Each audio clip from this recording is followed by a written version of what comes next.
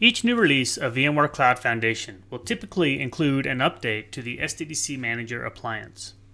These updates are made available as update bundles that can be downloaded directly to the SDDC Manager or uploaded using the bundle transfer utility.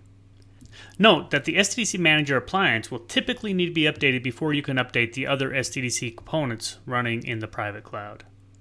In this demonstration, we will show how to apply an SDDC Manager update to upgrade from Cloud Foundation version 4.1 to Cloud Foundation 4.2.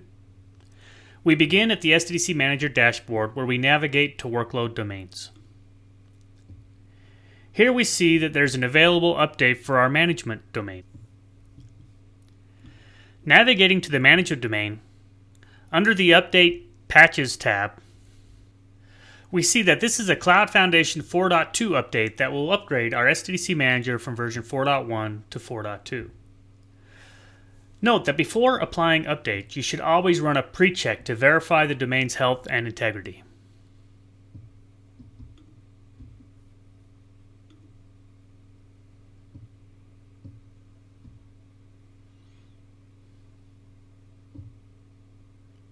After confirming that all the checks have completed successfully, we are ready to apply the update.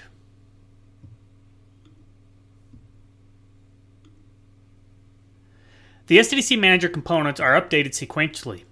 We can click on each component as it is being upgraded to view additional details.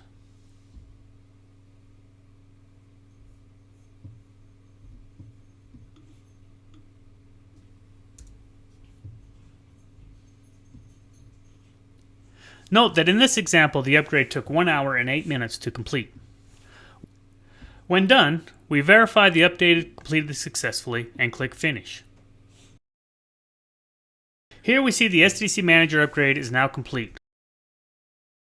With the SDDC Manager updated, we are now ready to upgrade the next component in our Manager domain, which in this example is VMware NSXT.